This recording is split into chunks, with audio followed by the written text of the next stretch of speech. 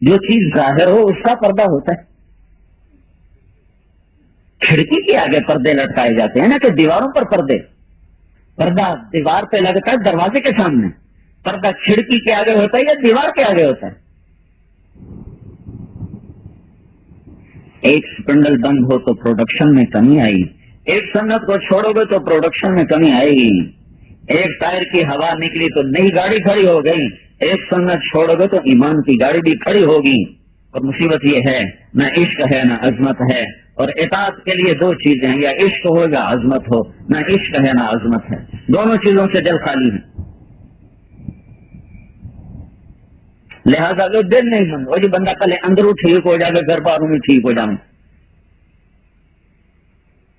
نہیں، ہمیشہ پہلے ظاہر بنتا ہے پھر باطن بنتا ہے. پہلے باہر بنتا ہے پھر اندر بنتا ہے. پہلے تم دیواریں کھڑی کرتے ہو پھر ٹائلیں لگاتے ہو. پہلے کپڑا دھوتے ہو پھر استری کرتے ہو، یا پہلے استری کرتے ہو پیچھے دھوندے ہو. پہلے بچہ بنتا ہے پھر روح ڈلتی ہے. ظاہر پہلے بنا، روح بعد میں آئی. 4 مہینے میں ظاہر بنا، پھر 5 مہینے میں باطن بنا. ظاہر جلدی بنتا ہے، باطن مشکل سے بنتا ہے. لہذا اللہ نے حکم دیا پیچھے چلو اس کے، اپنے آپ کو ڈھالو، اس کی وردی میں ڈھالو اپنے آپ کو.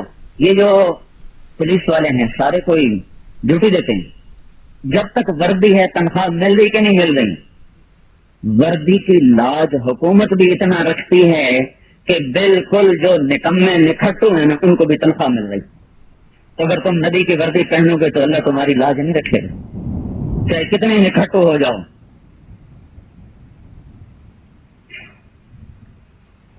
بھائیو، وردی کا اپنا ایک مقام ہے، وردی کی اپنی ایک طاقت ہے، اپنی ایک عظمت اور حیرت ہے.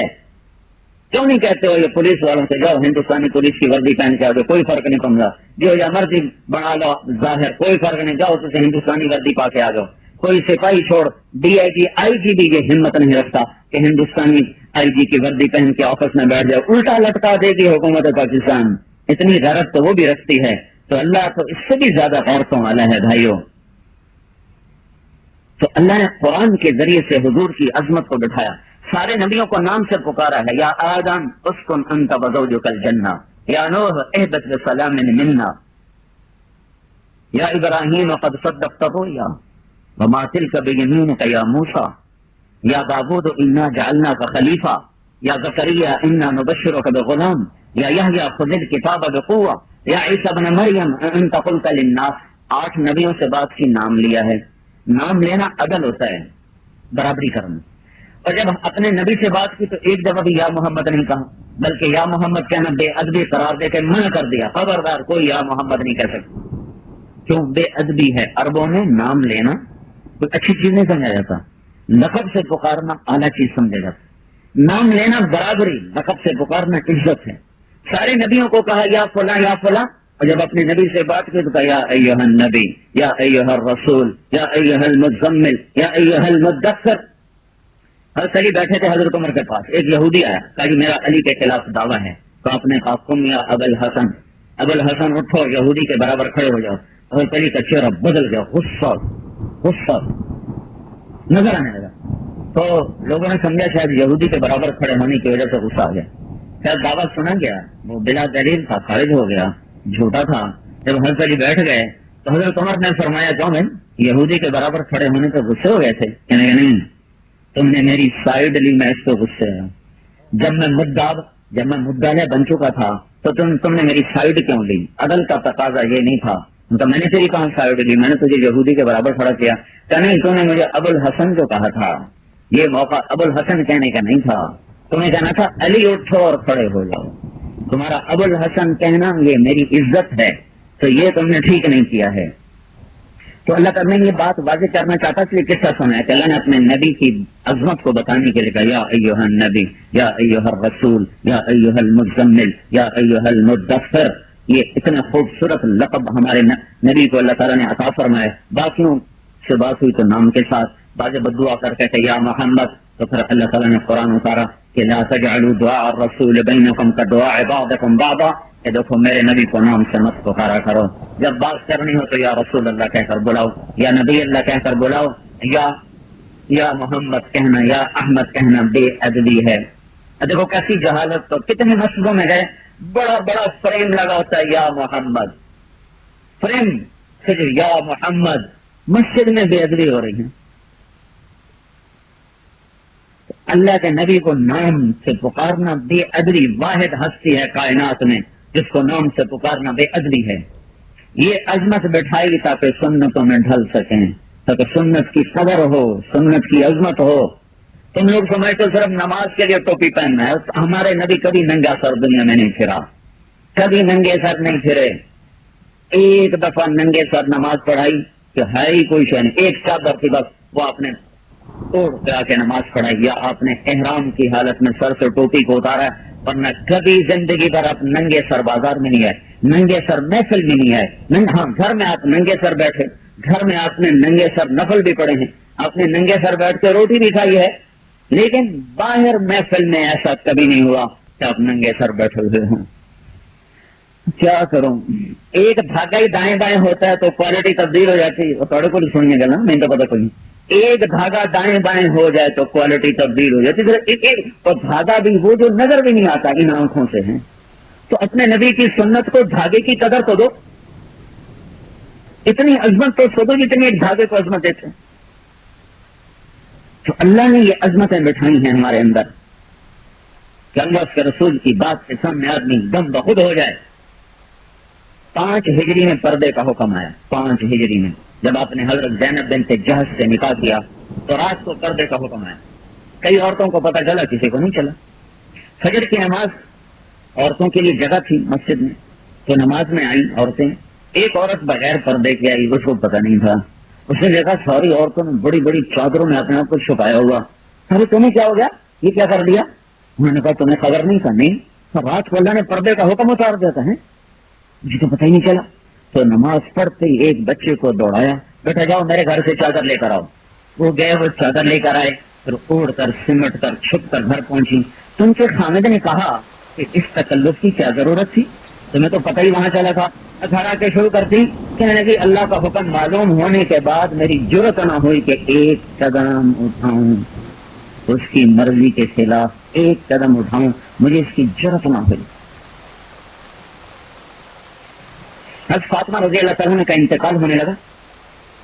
ان موقع پر حضرت علی کسی کام کے لیے باہر نکلے تو خادمہ سے کہا غسل کا پانی رکھو، فلاں جوڑا نکالو، غسل کا پانی رکھا، کپڑے نکالے، غسل فرمایا، کپڑے پہنے، فرمایا میری چارپائی بیچ میں کر دی، بیچ میں کر دی، اس پر لیٹ کر قبلے کی طرف منہ کر کے فرمانے لگی میں اب مر رہی ہوں، علی کو بتا دینا میرا غسل ہو چکا ہے، میرا کندھا بھی کوئی ننگا نہ کرے، میں مر کے بھی اپنا سطر نہیں کھلوانا چاہتی۔ یہ زندہ ہو کے کپڑے مختصر ہو رہے ہیں، شلواریں اوپر جا رہی ہیں، کیا ظلم و ستم ہے بھائی۔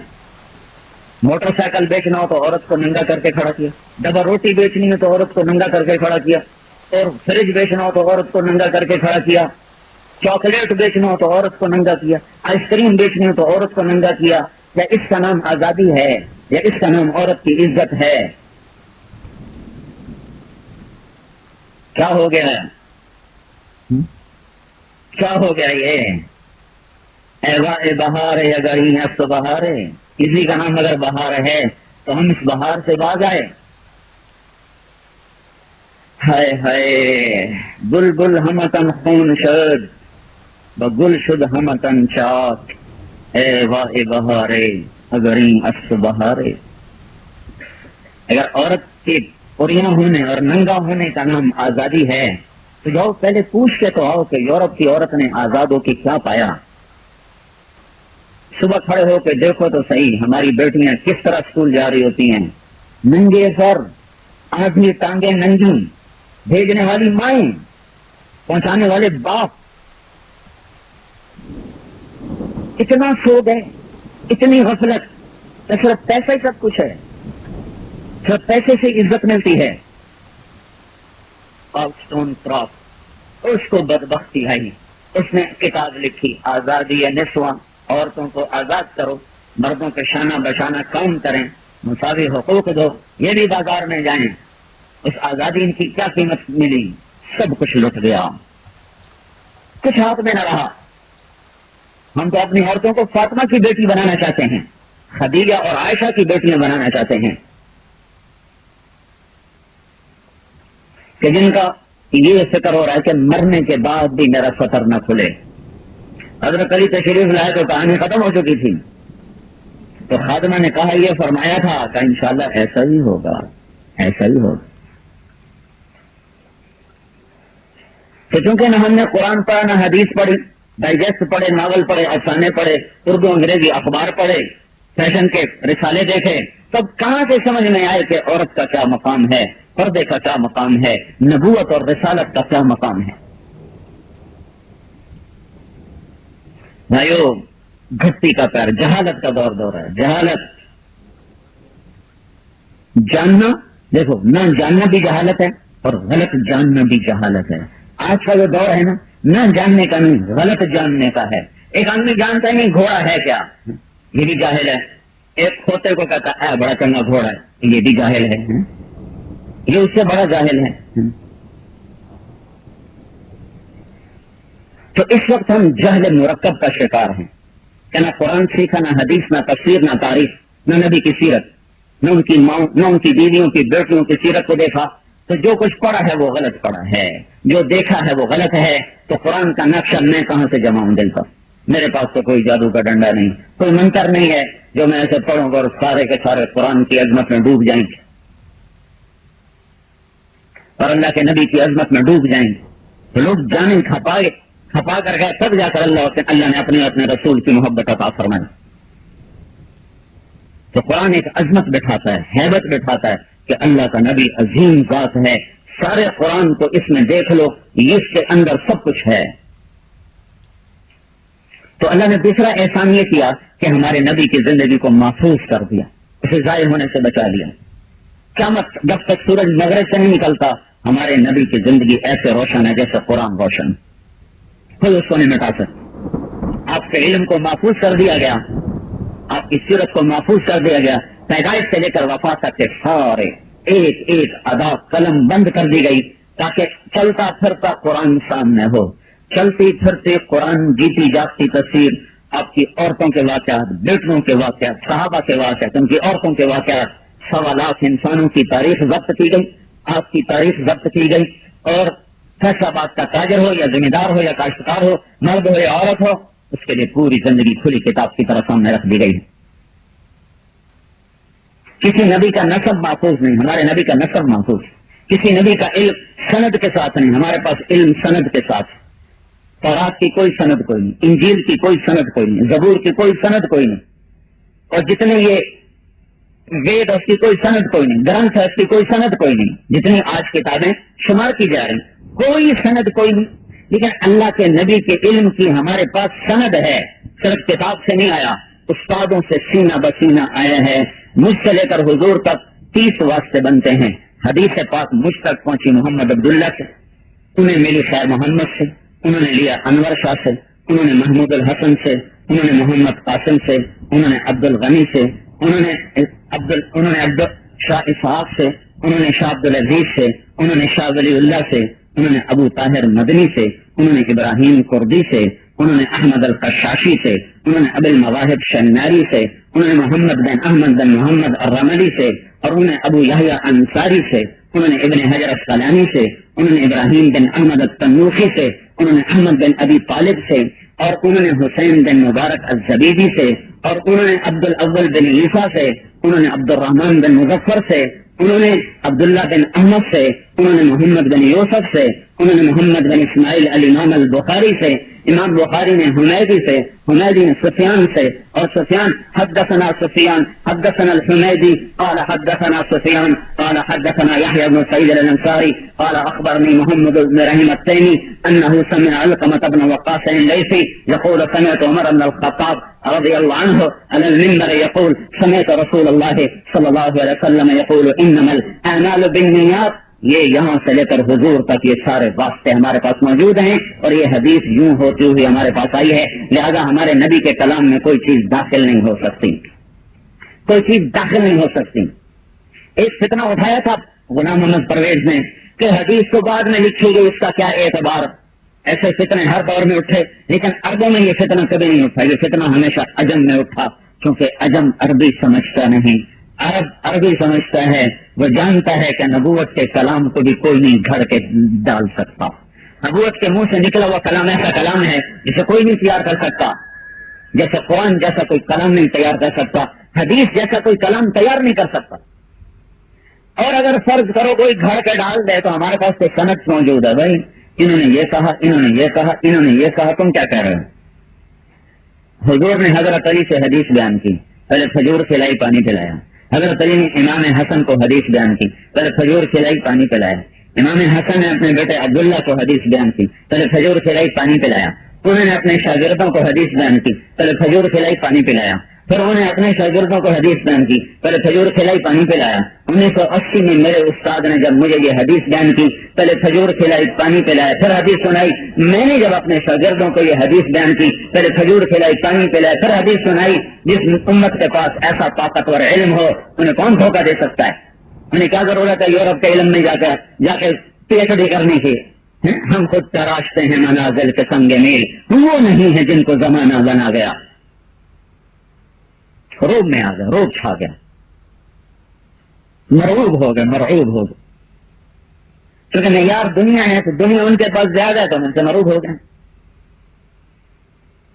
تو قرآن نے ہمیں حضرت محمد صلی اللہ علیہ وسلم کا پتہ بتایا، آپ کی سیرت اور زندگی تک ہمیں رہنمائی ملی. یہ تو آپ کا روحانی نسب نامہ، پھر آپ کا پشتی نسب نامہ، نسل کا نسب نامہ، خاندانی نسب نامہ محمد عبداللہ سے چلتا ہے اور آدم تک پہنچتا ہے. محمد بن عبداللہ بن عبد المطلب بن ہاشم بن عبد مناف بن قصی بن کلاب بن مرہ بن کعب بن لبی بن غالب بن فہر بن مالک بن نضر بن کنانہ بن خزیمہ بن مدرکہ بن الیاس بن مضر بن نزار بن معد بن عدنان بن عود بن حمیسہ بن سلامان بن عوف بن بوز بن اموال بن ابی بن عوام بن ناشد بن حذا بن بلداس بن یدلاف بن طابق بن جاہم بن ناحش بن ماخی بن عیفی بن عبقر بن عبید بن الدعاء بن حمدان بن سنبر بن یسربی بن یحزن بن یلحن بن ارعوہ بن عیزی بن ذیشان بن عیسر بن اقناط بن ایہام بن مقصر بن ناحس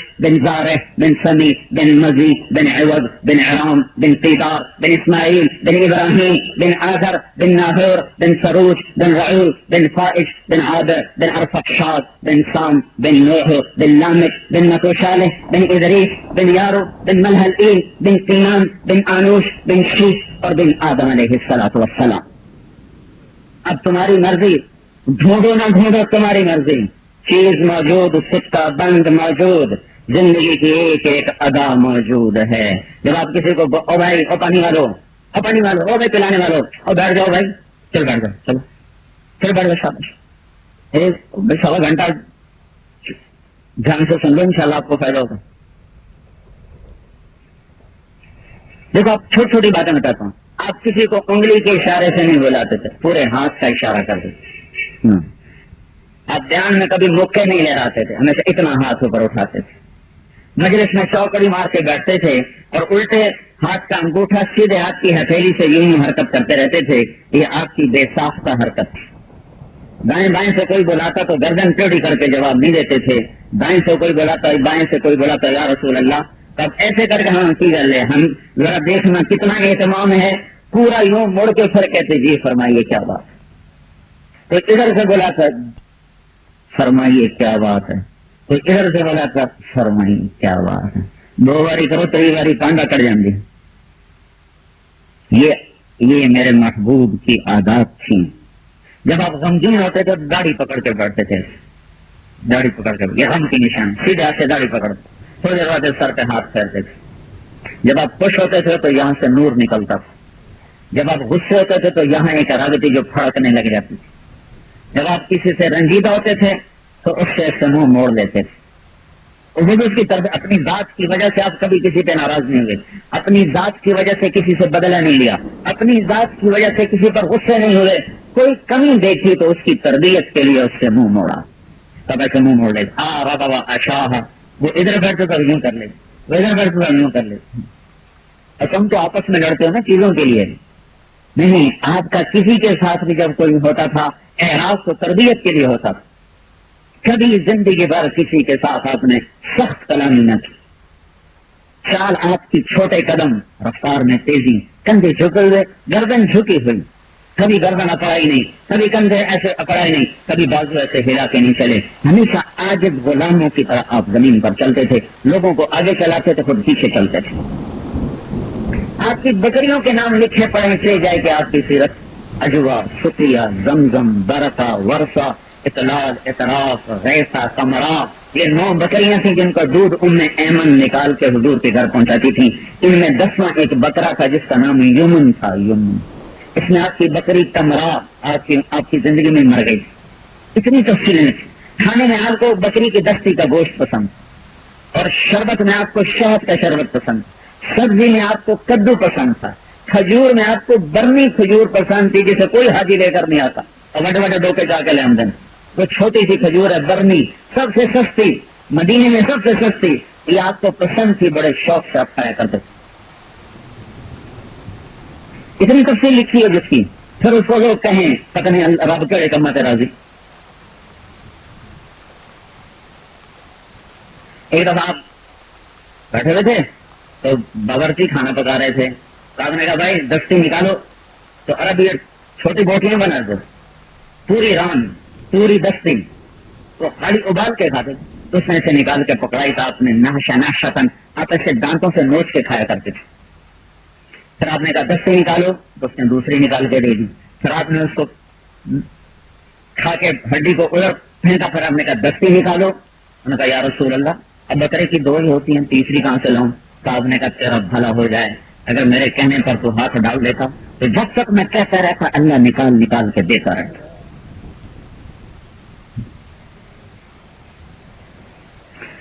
ہاں بھائیو، کبھی فرصت ہو پڑھ لینا طویل داستان میری، میں تمہیں 1.25 گھنٹے میں کیا سمجھاؤں قرآن کی عظمت، نبی کی عظمت، اور خاص طور پر جب سورے سپنڈل تمہارے دماغ میں چکر کاٹ رہے ہوں اور بھاگا ہی بھاگا تمہارے بھوس کی طرح بھرا ہوا ہو، تو تمہیں کیا سمجھ میں آئے گا کہ قرآن کیا عظمت رکھتا ہے۔ معاف کرنا، مذاقن کہہ رہا ہوں کہ ایسے تنقید سے نہیں، محبت سے کر رہا ہوں۔ 2 چیزوں کی عظمت ایک دن میں اکٹھی نہیں ہو سکتی۔ دین کی عظمت آئے گی دنیا کی نکل جائے گی، دنیا کی آئے گی تو دین کی نکل جائے گی۔ تو قرآن نے ہمیں پتہ بتایا کہ موت کے بعد، ہمیں تو پتہ نہیں تھا، مر گیا مٹی ہو گیا بس ختم۔ قرآن نے کہا نہیں نہیں نہیں نہیں نہیں، الحاقۃ ما الحاقۃ وما ادراک ما الحاقۃ القارعۃ ما القارعۃ وما ادراک ما القارعۃ۔ قرآن بولا نہیں نہیں، آگے ایک زندگی ہے۔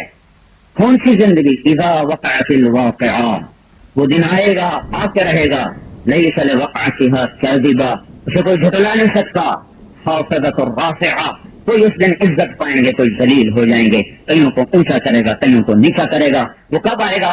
اذا رجت الارض رجا، جب زمین کب کپائے گی، وبست الجبال بسا، جب پہاڑ تھر تھرائیں گے، فکانت هباء منبثا، اور وہ ریت بن کے اڑ جائیں گے۔ یہ وہ دن ہے، وہ دن ہے اذا زلزلت الارض زلزالها، جب زمین میں زلزلہ آئے گا، واخرجت الارض اثقالها، اندر کا باہر نکل آئے گا۔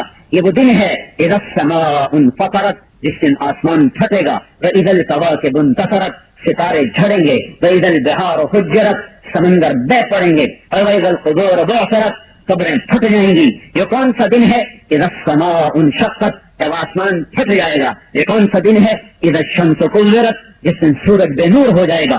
واذا النجوم انکدرت، جب ستارے بدلے ہو جائیں گے۔ واذا الجبال سیرت، جب پہاڑ چلا دیے جائیں گے۔ واذا العشار عطلت، جب جانور چھوڑ دیے جائیں گے۔ واذا الوحوش حشرت، جب جنگل کے جانور جمع ہو جائیں گے۔ او ہو، یہ وہ دن ہے۔ واذا البحار سجرت، جب سمندر میں آگ لگ جائے گی، سمندر میں آگ لگے گی۔ یہ کون سا دن ہے؟ یہ کہاں سے آ گیا؟ فَإِذَا بَرِقَ الْبَصَرُ، جب آنکھیں چندیائیں گی۔ وَخَسَفَ الْقَمَرُ، اور چاند بے نور ہوگا۔ وَجُمِعَ الشَّمْسُ وَالْقَمَرُ، چاند اور سورج کو باندھا جائے گا، جمع کیا جائے گا۔ یہ کون سا دن ہے؟ یوم تشقق السماء بالغمام، جس دن آسمان پھٹ کے بادل بنے گا۔ یہ کون سا دن ہے؟ فَإِذَا نُفِخَ فِي الصُّورِ نَفْخَةٌ وَاحِدَةٌ، جب ایک آواز آئے گی۔ وَحُمِلَتِ الْأَرْضُ وَالْجِبَالُ فَدُكَّتَا دَكَّةً وَاحِدَةً، جب زمین آسمان کو ریزہ ریزہ کر دیا جائے گا۔ فَيَوْمَئِذٍ وَقَعَتِ الْوَاقِعَةُ، آج وہ دن آ گیا جس کا تمہیں نبی ڈراتے تھے اور تم مذاق اڑاتے تھے. آپ دیکھی ویسی مول صاحب دعا کیا کرو, مول صاحب دعا کیا کرو. آج وہ دن آ گیا جس کو تم نے مذاق میں ٹرفایا, جس کو تم نے کہا مولوی سے ڈراتے رہتے ہیں, مولوی سے ڈراتے رہتے ہیں. میں تمہیں اپنی طرف سے کہانی سنا رہا ہوں یا قرآن کی دقت سنا رہا ہوں. وہ آ گیا دن, کہاں سے آ گیا؟ وما ادراک ما یوم الدین ثم ما ادراک ما یوم الدین. کون سا دن؟ هل اتاک حدیث الغاشیہ. آپ کو پتہ ہے اس دن کا جو آپ پر اس رات کی طرح چھا جائے گا؟ آپ کو معلوم ہے؟ نہیں, مجھے نہیں معلوم. تو سن لو دیوانے, اپنے اللہ سے سنو. وہ کہہ رہا ہے وجوہ یومئذ خاشعہ عاملۃ ناصبہ. اس دن کچھ چہرے تھک جائیں گے, ویران ہو جائیں گے, کالے ہو جائیں گے, پریشان ہو جائیں گے. کأنما اغشت وجوہہم قطعا من اللیل مظلما. کالی رات کی طرح تاریک ہو جائیں گے. کچھ چہرے ایسے ہوں گے ناعمہ لسعیہا راضیہ فی جنت عالیہ لا تسمع فیہا لاغیہ فیہا عین جاریہ. کچھ چہرے تر و تازہ, چمکتے, مسکراتے, واہے کا ہنستے, مسکرا چمکتے, مستبشرہ, اندر سے لڈو پھوٹتے ہوئے چہرے, خوشیوں کے ساتھ, خوشیوں کے ساتھ اور کامیابیوں کے ساتھ وہ دن آ گیا. اور تم کیا ہو جاؤ گے؟ فکنتم ازواجا ثلاثا. تم تین طبقوں میں تقسیم ہو جاؤ گے. اصحاب المیمنہ, ما اصحاب المیمنہ, متوسط طبقہ آ گیا, متوسط لوگ. واصحاب المشأمہ, ما اصحاب المشأمہ, چھوٹے درجے کے لوگ, چھوٹے درجے کے لوگ. والسابقون السابقون اولئک المقربون, وی آئی پی, بڑے لوگ, فیکٹریوں والے, میلوں والے, یہاں بڑے دکاندار درمیانے اور مزدور ماتر چھوٹے.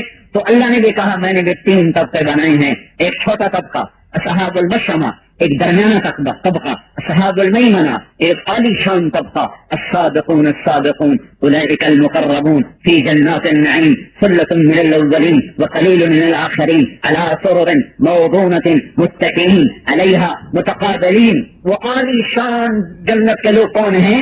جو تختوں پر بیٹھے ہوئے آمنے سامنے بیٹھ کر چہرے دیکھ رہے. جو پیچھے بیٹھے ہیں نا ان کا چہرہ بھی غائب نہیں ہوگا, پیچھے بیٹھ کر بھی ایک دوسرے کا چہرہ برابر نظر آ رہا ہوگا. یطوف علیہم ولدان مخلدون, غلام ان کو گھیرے میں لے چکے ہیں. بأکواب واباریق وکأس من معین, شراب لائی جا رہی معین کی اور سلسبیل کی, رحیق کی, تسنیم کی. لا یصدعون عنها ولا ينزفون, نہ سر میں درد نہ سر چکرائے. فاکہۃ مما یتخیرون, پھلوں کے ڈھیر. لحم طیر مما یشتہون, اور کھانوں کی قطاریں. اور حور عین کامثال اللؤلؤ المکنون, شراب بھی ہو, کباب بھی ہو, عورت بھی ہو, تو فتنہ تو ہو کے رہے گا. تو میرے اللہ نے کہا لا یسمعون فیہا لغوا ولا تأثیما الا قیلا سلاما سلاما. جنت وہ جگہ ہے جہاں شراب بھی ہے, کباب بھی ہے, پاک بیویاں بھی ہیں, لیکن کوئی دنگا, فساد, جھینگا, مشتی کچھ نہیں ہے. کیوں کہ تیرا رب خود تمہیں پاک پوتر بنا کر تمہیں خوبصورت گھر میں بٹھا چکا ہے اور تمہارے اندر سے غلاظت اور گندگی کو نکال چکا ہے. کھاؤ پاخانہ نہیں, پیو پیشاب نہیں, رہو موت نہیں, جوانی بڑھاپا نہیں ہے, محبت ہے نفرت نہیں, عروج ہے زوال نہیں, خوشی ہے غم نہیں, راحت ہے دکھ نہیں, صبح ہے شام نہیں, نہ ماضی نہ حال نہ مستقبل. وقت کا سوئچ نکال دیا جائے گا اور تیری ہر خواہش کو اعلیٰ سے اعلیٰ درجے پر اللہ پورا کرتا چلا جائے گا. ایمان والی مومن عورت کو جنت کی لڑکی سے بھی 70,000 گنا زیادہ اللہ تعالیٰ حسن و جمال عطا فرمائے گا. یہ سارا کون لوگ ہیں؟ وی آئی پی, اوپر کے لوگ, اوپر کے لوگ. درمیانی لوگ کون ہیں؟ اصحاب المیمنہ, ما اصحاب المیمنہ, یہ کون ہے؟ اصحاب الیمین, ما اصحاب الیمین, یہ کون ہے؟ فی صدر مخبود وطلح ممدود وظل ممدود وماء مسکوب. ان کے لیے پھل طیبت ہے, کیلے طیبت ہے, دیر ان کے لیے خوبصورت, سائے لمبے پھیلے ہوئے, پانی بہتے ہوئے, پرندے اڑتے ہوئے, جام بھرے ہوئے, تخت سجے ہوئے, غلام کھڑے ہوئے, کشتیاں بھری ہوئی اور جام بھرے ہوئے, مینا ساغر بھرے ہوئے اور غلام صف میں قطار اندر قطار کھڑے ہوئے, اوپر خوشے پکے ہوئے, جھکے ہوئے, نہریں ابلتی ہوئی, اس میں بہتے ہوئے, سوارا مارتے ہوئے. اور اس کے ساتھ کیا ہے؟ تمہارے ساتھ خوبصورت جنت کی لڑکیاں جنہیں اللہ تعالیٰ نے کمارہ بنا کے تمہارے دائیں بائیں بٹھا دیا. یہ اصحاب الیمین میڈیا کر لوگ ہیں, میڈیا کر لوگ. جنت میں 3 درجے ہیں, ایک چھوٹا, ایک درمیانہ, ایک بہت بڑا. جو چھوٹے درجے والے ہیں وہ یشربون من کأس کان مزاجها کافورا, وہ خود جنت کی شراب ڈالیں گے اور نوش کریں گے. اس سے اوپر درجہ ہے درمیانے درجے کے لوگ, ان کو یسقون فیہا کأسا کان مزاجها زنجبیلا, ان کو فرشتے, غلام, نوکر, بیویاں ڈال کے پلائیں گے اور پیش کریں گے.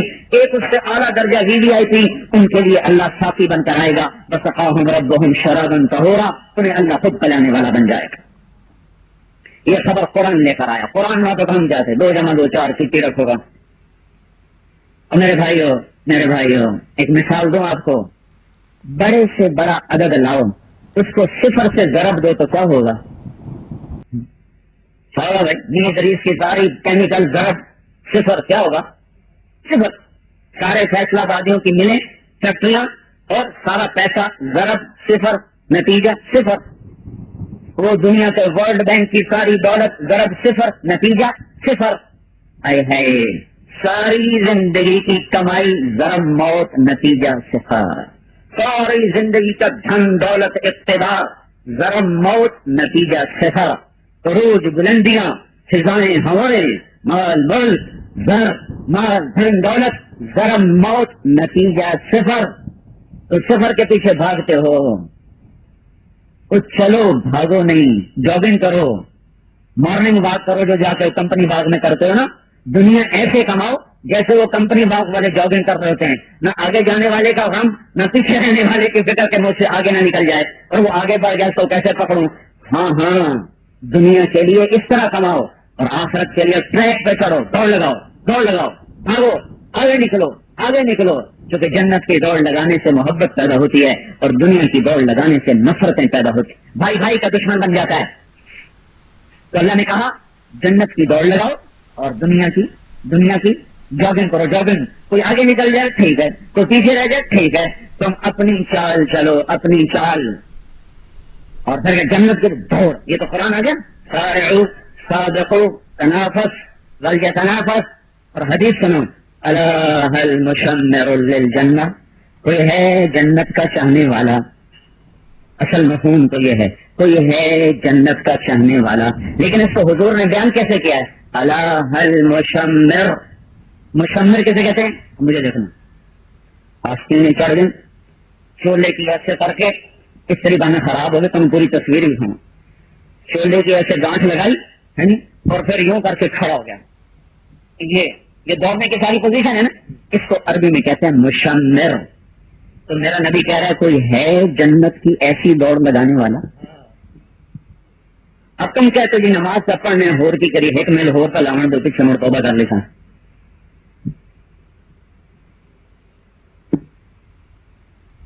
تو اللہ تعالیٰ کمائی سے نہیں روکتا تھا, حد میں چلو, حد میں. دیکھو موٹر تمہاری اپنی نہیں, بالکل پیسہ تم نے خرچ کیا, گاڑی تمہاری اپنی, دھرتی پاکستان تمہارا اپنا, اور حکومت کہتی ہے 120 سے آگے جاؤ گے تو جرمانہ کریں گے, خبردار. اور تم صرف 700 کے ڈر سے نہ 120 پہ گاڑی رکھتے ہو. تو حکومت آپ کو چلنے سے تو نہیں روک رہی نا, اور تیز چلنے سے بھی نہیں روک رہی. یعنی اوور اسپیڈ نہ ہو ورنہ الٹ کے برباد ہو جاؤ گے. یہی اللہ کہہ رہا ہے کہ دوڑوں پر اوور اسپیڈنگ نہ کرو ورنہ برباد ہو جاؤ گے. اور 700 کا ڈر تو ہے تو بھی جانا ہے, تو جہنم کے ڈر سے کوئی بھی تو نہیں کہ اپنی گاڑی کو کنٹرول کر کے چلے. کنٹرول کر کے چلو, دنیا کماؤ کنٹرول کر کے چلو. بچوں کو وقت دو, بیویوں کو وقت دو, ماں کو وقت دو, باپ کو وقت دو. کوئی لمٹ تو کرو بھائی, اچھا میں کاروبار نہیں کرنا, ایوی ہو گیا, ایوی کر لے, ایوی کر لے, ایوی کر لے, یا پھر جا کے قبر جاتے ہیں. کہیں تو لمٹ لگاؤ کہ اس سے آگے میں نے کام نہیں کرنا. اور بھی دکھ ہیں زمانے میں محبت کے سوا, راحتیں اور بھی ہیں وصل کی راحت کے سوا. جب کاروبار بڑھاتے جاؤ گے تو میں بچوں کے بھی نہیں رہو گا. کہتے ہیں ہمیں یہ بچے چھوڑ کے گھر سے چلے جاتے ہیں, ہم سے زیادہ تو تم لوگوں نے بچوں کو چھوڑا ہوا. ہفتوں گزر جاتے ہیں تم اپنے بیٹوں کے ساتھ بیٹھ کر ان کو قبر حشر آخرت نہیں سمجھاتے ہو.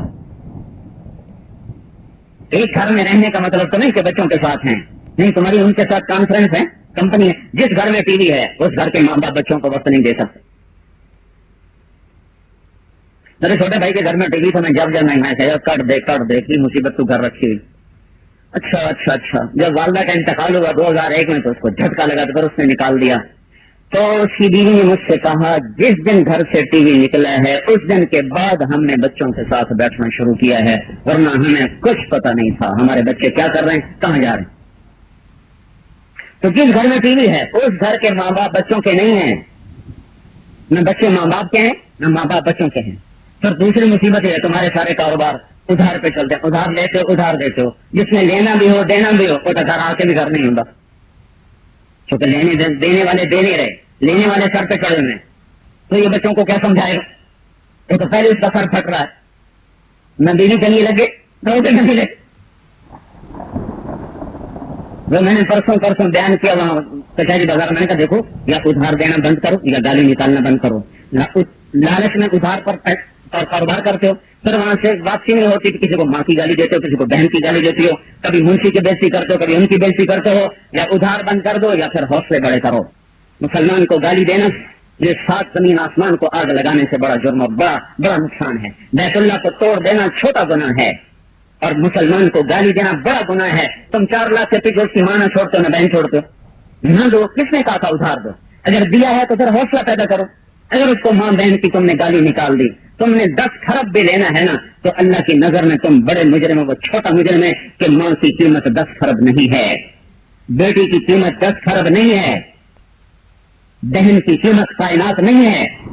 رشتوں کو اتنا ذلیل نہ کرو کہ 100 روپیہ 10 روپیہ لاکھ کے پیچھے تم نہ ماں چھوڑتے نہ بہن چھوڑتے. یا ادھار دینا بند کرو یا ظرف بڑے کرو. تو جس میں ادھار دینا بھی ہو لینا بھی ہو تو گھر آ کے بھی گھر کا نہیں ہوتا اور تھوڑا نفع کما لو گے کبھی پھر اگلے دے جائیں گے ہمارے گاؤں ٹوٹ جائیں گے پھر ہم نہیں دیں گے تو اگلے دے دیں گے پھر ہمارے گاؤں ٹوٹ جائیں گے پھر کیا ہوگا. تو اللہ سہیں گے ہے تو اللہ کو نیند آ گئی ہے.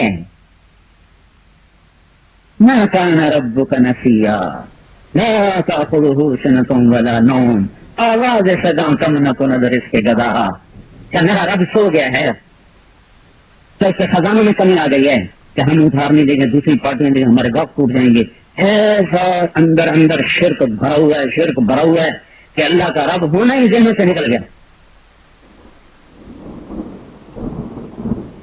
اللہ پہ اعتماد کرو وتوکل علی الحی الذی لا یموت. اس زندہ پہ بھروسہ کر جو مرتا نہیں. میں کب کہہ رہا ہوں ادھار نہ دو بے شک دو لیکن پھر ظرف پیدا کرو. پھر نہ ملے تو گالی مت دو کسی. عبد الرحمن بن عوف رضی اللہ تعالیٰ عنہ اتنے بڑے تاجر تھے. جب ان کا انتقال ہوا تو 3 ارب 10 کروڑ 20 لاکھ دینار سونے کے سکے انہوں نے ترکے میں چھوڑے. 1000 گھوڑے 10,000 بکریاں 1000 اونٹ اور سونے کی اینٹیں ٹائلیں الگ. وہ فرمایا کرتے تھے میں نے کبھی ادھار نہ بیچا نہ ادھار خریدا, نقد خریدا نقد بیچا. دوسرا اصول کبھی سودے کو رکھ کے نہیں بیچا کہ آج 4 آنے بڑھ جائیں کل 8 آنے بڑھ جائیں گے پھر بیچ دوں گا. اگر مجھے 1 پیسے کا بھی نفع ملا تو میں نے فوراً بیچ دیا.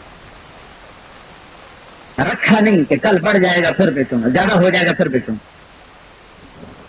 اور میرے سودے میں کوئی عیب آیا تو میں نے بتا کے دیکھا کہ بھائی اس میں یہ عیب ہے لینا تو لے لو نہیں لینا تو نہیں.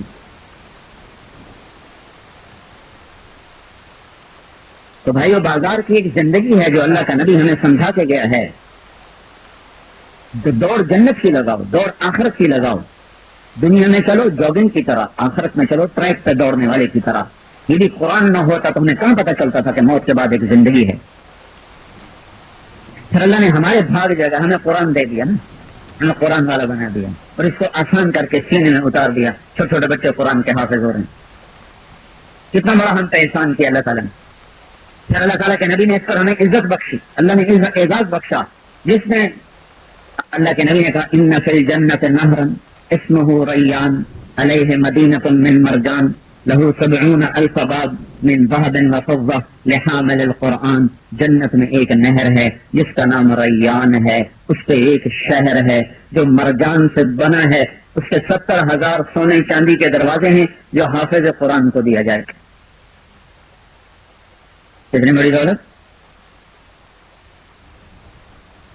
پھر آپ نے فرمایا جب وہ اپنے محل میں بیٹھے گا نا تو پہلا دروازہ کھلے گا, اس میں سے 70,000 فرشتہ اندر آ کر کہے گا السلام علیکم گاڈ آف آنر, اور ہر فرشتہ ایک تحفہ پیش کرے گا. پھر وہ چلے جائیں گے, دوسرا دروازہ کھلے گا, اس سے دگنے 1,40,000 کہیں گے السلام علیکم اور اتنے تحفے. پھر تیسرا دروازہ کھلے گا تو 2,80,000 السلام علیکم پھر اتنے تحفے. پھر اگلا دروازہ کھلے گا 5,60,000 السلام علیکم پھر اتنے تحفے. آخری دروازے سے کتنے داخل ہوں گے 4,90,00,000,000 فرشتہ داخل ہو کر اسے گاڈ آف آنر پیش کرے گا اور اتنے تحفے اسے پیش کرے گا کہ یہ آپ کے حفظ کا بدلہ ہے.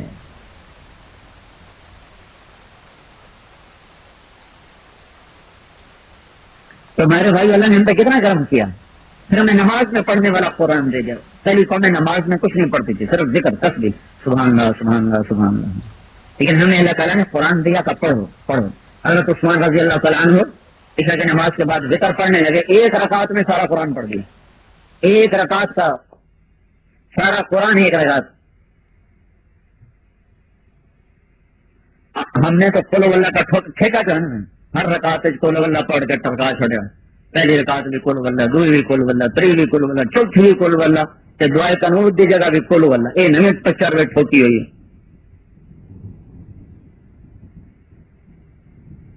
کیا عجیب لوگ ہیں, ہر رکعت میں قل اللہ.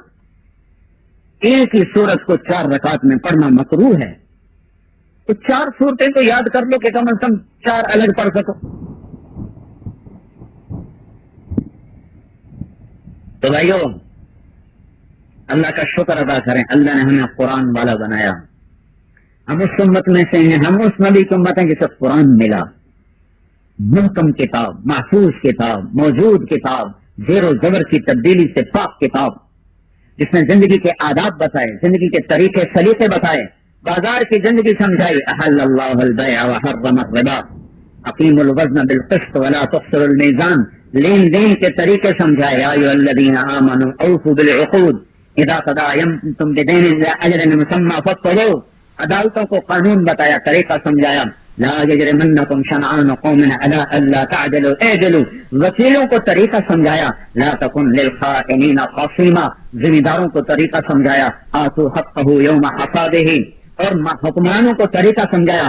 فاحکم بین الناس بالحق ولا تتبع الہوی, اور غریبوں کو طریقہ سمجھایا. لا یسألون الناس الحافا, مالداروں کو طریقہ سمجھایا. الذین ينفقون فی السراء والضراء, عورتوں کو طریقہ سمجھایا. وقرن فی بیوتکن, گھروں میں پابند ہو کر رہو. ولا تبرجن تبرج الجاہلیۃ الاولی, زیب و زینت کر کے باہر مت نکلو. تمہاری زیب و زینت خاوند کے لیے ہے, محرم کے لیے ہے, غیر محرم کے لیے نہیں ہے. کل المؤمنین یغضوا من ابصارہم, نظر کیسے استعمال کرنی ہے طریقہ سمجھایا. نظریں جھکاؤ. کل المؤمنات یغضضن من ابصارہن, عورتوں سے کہو نظریں جھکائیں, نظروں کو پست کریں. پردے کا طریقہ سمجھایا. یدنین علیہ الا, یہاں لا, ہماری مصیبت یہ ہے کہ ہم ترجمے پڑھ کے مفتی بن جاتے, اور ترجمے سے کہاں کوئی بات سمجھ میں آتی ہے. ترجمہ تو صرف قریب کرنے کے لیے ہے, واضح کرنے کے لیے خود لغت کو سیکھنا پڑتا ہے, خود زبان سیکھنی پڑتی ہے. الا الا, یہاں جو لفظ الا ہے ساری عورت کو ایسے چادر کے اندر چھپانے کے لیے آیا ہے. ماں باپ کا حق سمجھایا. وبالوالدین احسانا, اما يبلغن عندك الكبر احدهما او كلاهما فلا تقل لهما اف ولا تنهرهما وقل لهما قولا كريما. خبردار ماں باپ کا جو اف بھی نہ کرنا. اف, اللہ کے نبی نے فرمایا جس نے ماں باپ کو دکھ دیا اس سے اللہ کی لعنت, فرشتوں کی لعنت, زمین آسمان کی لعنت. نہ اس کی نماز قبول ہے, نہ روزہ قبول ہے, نہ حج قبول ہے. چھوٹی چھوٹی باتوں پہ ماؤں کو غراتے ہیں اور باپ کے آگے بھونکتے ہیں کتے کی طرح. تینوں کی پتا تو ہمیں بدھی ہو کے بولنی ہے میرے اگوں, اور ان کانوں سے سنا ہے. تو میرے واسطے کیتا کیے تو پیونوں کا پوچھے, میں اپنے کنا نال سنا, تو آج تک میرے واسطے کیتا کیے. اور اے ظالم, اگر یہ جزا سزا کا جہان ہوتا تو زمین پھٹ کے تجھے نگل چکی ہوتی. اللہ کے نبی کا فرمان ہے سارے گناہوں کی سزا موت کے بعد ہے, ایک گناہ کی سزا مرنے سے پہلے بھگتے گا, اور وہ ماں باپ کی نافرمانی ہے. پر ماؤں کا مقام کون سمجھائے, باپ کا مقام کون سمجھائے؟ اندازہ لگاؤ, اندازہ لگاؤ. ہمارے نبی جنت میں گئے, کوئی ایک دفعہ تو نہیں, ایک تو معراج ہوا نا جسم کے ساتھ, اس کے علاوہ روح کے معراج تو پتہ نہیں کتنے ہزاروں ہوئے. تو آپ جنت میں گئے, تو آپ نے نعمان بن حارثہ کی قرآن کی تلاوت سنی.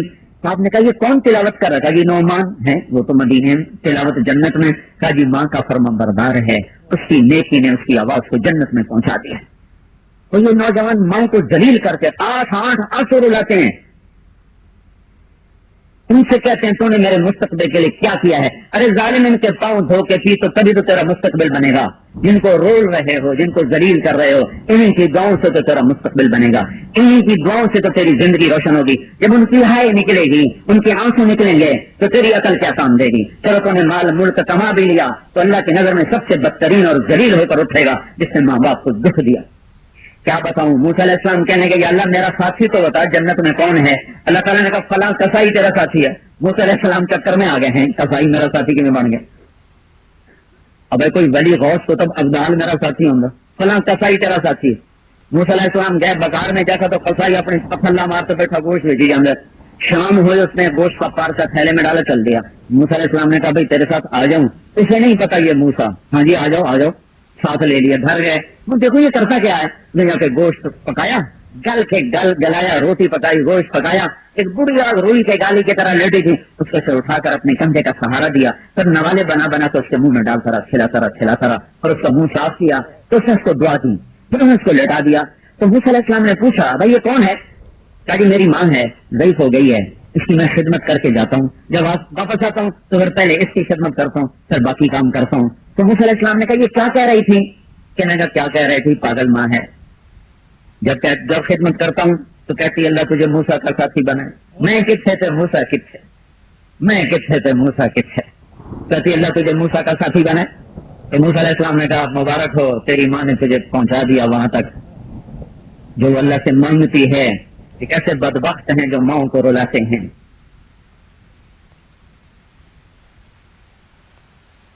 یہ مقام تو قرآن نے بتانا تھا، قرآن تو پڑھا نہیں، قرآن تو سیکھا نہیں۔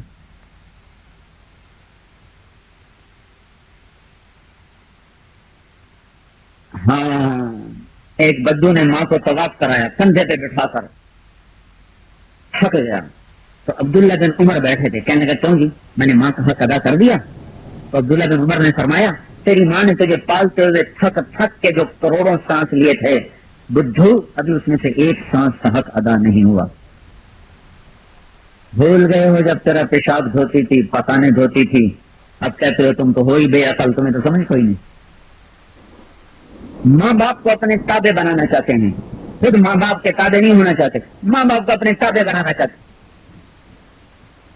میرا اللہ کہتا ہے کافر بھی ہوں تو ادب کرو، گستاخی نہ کرو، اطاعت نہ کرو، پر بے ادبی کافر کی بھی نہ کرنا۔ وَإِن جَاهَدَاكَ عَلَىٰ أَن تُشْرِكَ بِي مَا لَيْسَ لَكَ بِهِ عِلْمٌ فَلَا تُطِعْهُمَا وَصَاحِبْهُمَا فِي الدُّنْيَا مَعْرُوفًا۔ وہ چونکہ کافر ہیں مجھے نہیں جانتے، اگر تمہیں کفر کی بات کہیں تو اطاعت نہ کرنا، پر بے ادبی پھر بھی نہ کرنا۔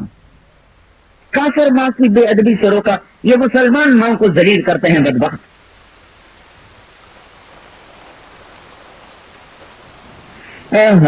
جس چیز نے سمجھانا تھا وہ تو پڑھائی نہیں، او لیول اے لیول، سارے مالداروں نے بخار چڑھا، او لیول اے لیول، پتہ نہیں ہے کی بلا ہے، او لیول اے لیول۔ میں اس سے روک نہیں رہا ہوں، جو بخار چڑھا اس سے روک رہا ہوں، ان کا ایمان تو بناؤ، ان کے اخلاق تو بناؤ۔ ایک نماز چھوڑ دی اس نے او اے لیول میں، تو تیرے پلے کی رہ گیا؟ کتنا بڑا نقصان کر گیا۔ کیسے ظالم ماں باپ ہیں جو اپنے ہاتھوں سے اولاد کو غفلت کی دنیا میں دھکے دے کر پھر خوش ہو کر بیٹھے ہوتے ہیں۔ تو قرآن نہ ہوتا تو ہمیں کیا پتا تھا ماں کیا اور باپ کیا ہے۔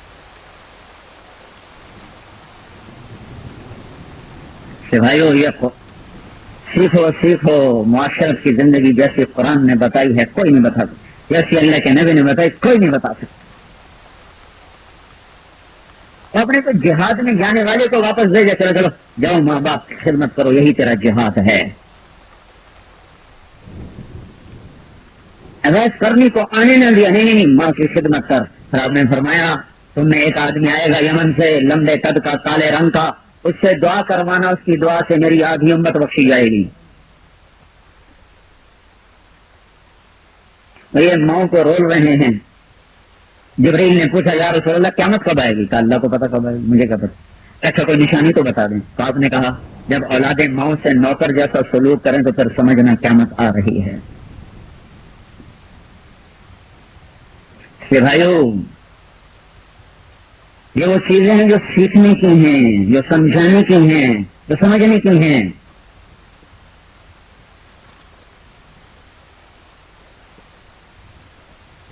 دیکھو میرے بھائیو، چیزوں سے گھروں میں سکون نہیں آتا، اچھے اخلاق سے گھروں میں سکون آتا ہے۔ زندگی کی راحت اچھے اخلاق سے ہے۔ میاں بیوی میں اخلاق ہو تو جھونپڑے میں بھی زندگی گزر جائے، بیوی بھی بد زبان ہو، خامد بد اخلاق ہو تو محل میں بھی زندگی کو آگ لگ جائے۔ اولاد نافرمان ہو تو تھوڑی بھی مصیبت ہے، کم بچے خوشحال کرانا، کیسے پاگل بنا رہے ہیں ہمیں یہ لوگ، کم بچے خوشحال کرانا.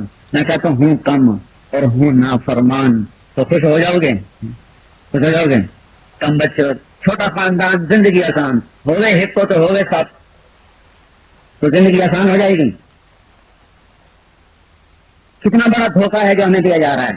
وہ اگر بچے نیک ہیں تو زندگی آسان ہے، چاہے ایک ہو چاہے 10 ہوں. ترکستان میں جس عورت کے 10 بچے ہوتے تھے اس کو خانم کا لقب دیا جاتا تھا. یہ ہمارے پڑھے لکھے اس چکر میں آ گیا. 1799 میں انگلینڈ میں ایک شخص تھا، اس کا نام تھا مالتھوس. اس نے یہ نظریہ پیش کیا تھا آبادی بڑھ رہی ہے، روٹی کم پڑ جائے گی. وہ تو اللہ کو جانتا نہیں تھا، وہ تو ٹھیک کہہ رہا ہے، وہ تو اللہ کو جانتا نہیں. ہم تو اللہ کو جانتے ہیں پھر کہتے ہیں آبادی بڑھ رہی، روٹی کم ہو رہی. آبادی کی وجہ سے روٹی نہیں کم ہو رہی، سودی نظام کی وجہ سے روٹی کی تنگی ہے.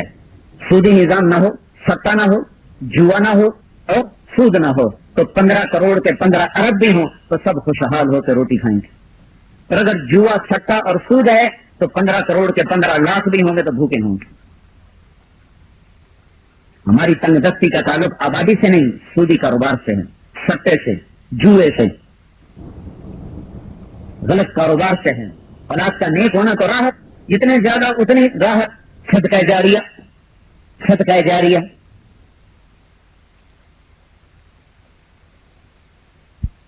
تو ایک ہو پہلے مر گیا پھر ہوتا نہیں. میرا دوست تھا، یہ نہیں میاں عبداللہ مرحوم، یہ عبداللہ پور والا، اس کا نواسا اور میں، ہم گورنمنٹ کالج لاہور میں کٹھے پڑھتے تھے. ایک ہی تھا ماں باپ، ایک بہن ایک بیٹا. تو میری اس کی ملاقات ہوئی کوئی 22 سال کے بعد. مجھے کسی نے بتایا آپ کا کلاس فیلو ہے، وہ اسلام آباد میں، اور بڑا اس کا عجیب حال ہے، برا حال ہے، یہ ہے وہ ہے، آپ اس سے ملاقات کریں. وہ ایک الگ داستان ہے. میرے اس سے ملاقات ہوئی، اتنی بری حالت میں تھا میں آپ کو بتا نہیں سکتا. وہ پرانی دوستی کے واسطے ناطے نکالتے نکالتے نکالتے نکالتے اللہ نے اس کو ہر چیز سے نکال لیا، ہر گندگی سے اس کو نکال لیا. اور پھر وہ اچانک ایک ایکسیڈنٹ میں وہ مر گیا. تو میں گیا اس کے جنازے میں. تو میں گھر پہنچا تو اس کی والدہ کو پتا چلا میں بیٹھوں تو اس مجھے اندر بلوا لیا.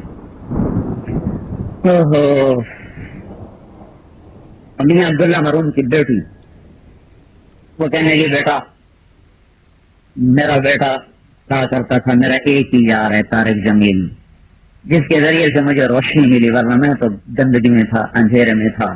دیکھو آج ہمیں برباد کر کے چلا گیا. میں نے اپنے خامن سے کتنا کہا تھا کہ یہ احتیاطیں ہلاکت و بربادی ہیں، جتنے بچے ہوں گے اتنے اچھے، اتنی زیادہ رونق ہوگی. وہ کہیں نہیں بس بچے 2 ہی اچھے. اب دیکھو ساڈا بوٹا پٹ کے لگا گیا. وہ ایسا صدمہ آیا ان پر کہ 1 مہینے کے بعد دونوں میاں بیوی سوئے سوئے سو گئے ہمیشہ.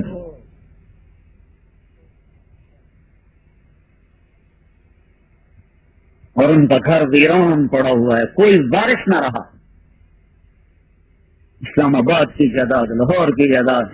وہ بیٹی ایسی دل برداشتہ ہوئی، وہ پاکستان چھوڑ کے آسٹریلیا چلی گئی.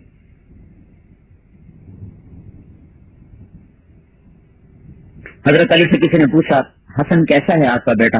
تو آپ نے فرمایا جب رات کو چلتا ہوں تو میرے آگے چلتا ہے، کہ چھپا دشمن وار کرے تو اس پر آئے، میرے اوپر نہ آئے. دن میں چلوں تو میرے پیچھے چلتا ہے، کہ دشمن دن میں تو پیچھے سے وار کرتا ہے، آگے تو میں خود دیکھتا ہوں، تو میرے اوپر آئے، میرے باپ پر نہ آئے. جب گھر میں بیٹھتا ہوں تو چھت پہ نہیں چڑھتا کہ باپ سے اوپر نہ ہو جاؤں. کھانے میں میرے ساتھ بیٹھتا ہے تو جب میں گوشت کی طرف ہاتھ بڑھاتا ہوں تو اپنا ہاتھ پیچھے کھینچ لیتا ہے کہ پتہ نہیں کون سی روٹی میرے باپ کو پسند ہے. جب روٹی کی طرف ہاتھ بڑھاتا ہوں تو اپنے ہاتھ کو پیچھے کر لیتا ہے کہ پتہ نہیں کون سا نوالا میرے باپ کو پسند ہے. یہ میرا بیٹا حسن ہے. ایسے 50 بھی ہوں تو نعمت ہے. تو ماں باپ کو بھی حق سمجھایا، اولاد کو بھی حق سمجھایا. یہ زندگی اب ختم ہو چکی ہے. بیوی کو حق سمجھایا، خاوند کو حق سمجھایا. آپ کا سب سے بہترین مسلمان وہ ہے جو بیوی کے ساتھ اچھا سلوک. بہت سے لوگ باہر بڑے ملنسار، اندر جاتے بدتمیزی کی انتہا کر دیتے، بد اخلاقی کی انتہا کر دیتے، جیسے اس کو کسی ماں نے جانا نہیں. اپنے ماں باپ کی کہتے ہیں خدمت کر، ان کے آگے کیوں بھی نہ کر، اور بیوی کے ماں باپ کو ذلیل و خوار کر کے رکھ دیتے. حالانکہ اس کی بیوی کی ذمہ نہیں اس کے ماں باپ کی خدمت کرنا. بیوی کے ذمہ تو خاوند کی خدمت ہے، خاوند کے ماں باپ کی خدمت بیوی کے ذمہ نہیں ہے. وہ کرے تو اس کی نیکی ہے، اسے مجبور نہیں کیا جا سکتا. تو بیویوں کو ذلیل کر دیتے، تو میری ماں جب بولی کیوں، اور اس کی ماں کو تار تار کر دیتے. یہ معاشرت کی چیزیں میں اس لیے کھپتا ہوں کہ ان کو کوئی سناتا نہیں، ان کو کوئی بتاتا نہیں ہے، اور ایک رواج ہے اس میں چل رہے ہیں. اور میں تھوڑا سا ادب کا فرق بھی ہے نا مجھے، میں الگ سے وہ بھی پڑھتا رہتا ہوں. احسان دانش کی میں پڑھ رہا تھا، جہان دانش. اس نے لکھا جب میری ماں بیمار ہوئی تو میں نے اپنی بیوی کو ہاتھ بھی نہیں لگانے دیا کہ یہ سرمایہ میرا ہے، میں ہی اس کی خدمت کروں گا. کہ میں نے اپنی بیوی کو اس کے قریب نہیں آیا، نہیں یہ دولت میری ہے، میں تجھے نہیں اس میں شریک کر سکتا. تب اس کا پیشاب پتا ہوتا تھا، سردیوں میں تہجد میں اٹھتا تھا، 2 میل دور نہر تھی، وہاں جا کر اس کا بستر دھو کے صاف کر کے لا کے بچھاتا تھا. اور گرمیوں میں جب دوپہر کی تیز دھوپ ہوتی تھی تو میں جا کر نہر پر اس کا بستر دھوتا تھا، اور اس کو دھو کے میں لے کے آتا تھا. جتنا عرصہ بیمار رہی میں نوکر بن کر اس کا خدمت گزار رہا. میری والدہ بیمار ہوئی، میرے چھوٹے بھائی نے حق ادا کر، اس نے کسی نرس کو میری ماں کے قریب نہیں، میں تو تھا نہیں، میں تو تھا حج پر، اس نے نرسوں کو قریب نہیں آنے دیا. ان کا میں ماں میری ہے، میں نے خدمت کراؤں گے. حالانکہ وہ اتنا بڑا ڈاکٹر دل کا، اس کے پیشاب اٹھائے، کھانے اٹھائے، پاؤں دھوئے، نوکروں کی طرح اس کی خدمت کی. یہ بیویوں کو کہتے تو کر، اور ظالم تو کر، تیرے ذمہ ہے.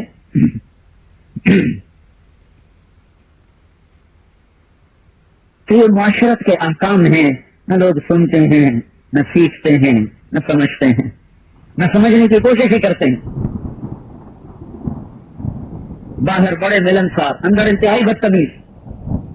آپ نے فرمایا بہترین مسلمان وہ ہے جو بیوی سے اچھا سلوک کرے، اور آپ نے کہا سب سے پہلے جو ترازو میں تولا جائے گا عمل، وہ اس کا بیوی اور بچوں سے حسن سلوک تولا جائے گا. ایسی بیویوں کو سمجھایا. ایک عورت آئی، یا رسول اللہ میرے خامن کا میرے اوپر کیا حق ہے؟ تو آپ نے فرمایا تیرے خامن کے زخم ہو سر سے پاؤں تک زخمی، زخموں میں پی، اور تو زبان سے چاٹ چاٹ کے اس کے زخم صاف کرے تو بھی تو نے خامن کا حق ادا نہیں کیا. ایک اونٹ نے آ کے آپ کو سجدہ کیا تو صحابہ نے کہا یا رسول اللہ یہ بے زبان آپ کو سجدہ کرتا ہے، ہم کیوں نہ آپ کو سجدہ کریں؟ تو آپ نے کہا نہیں میری شریعت میں اللہ کے سوا کسی کو سجدہ نہیں. ہاں اگر میں سجدے کی اجازت دیتا تو میں بیوی سے کہتا خامن کو سجدہ کر. تو دونوں طرف سے احکام ٹوٹے پڑے ہیں، کیا روئیں کیا سنائیں، نہ کوئی سیکھتا ہے نہ کوئی سکھاتا ہے. تو یہ جو تبلیغ کا کام ہے یہ بڑی رحمت ہے، یہ ساری زندگی کو سیکھنے کا کام ہے. آہستہ آہستہ ساری دنیا میں اللہ نے اس کو پہنچایا، پھیلایا، زندگی کے ہر طبقے والے تک یہ آواز پہنچی. یہ صرف کوئی جماعت نہیں ہے کہ تبلیغی جماعت کا والد صاحب تقریر کر رہے ہیں. تبلیغ ایک ایمان کی محنت ہے، یہ قرآن کو زندگی میں لانے کی محنت ہے، جس سے قرآن عملی زندگی میں نمایاں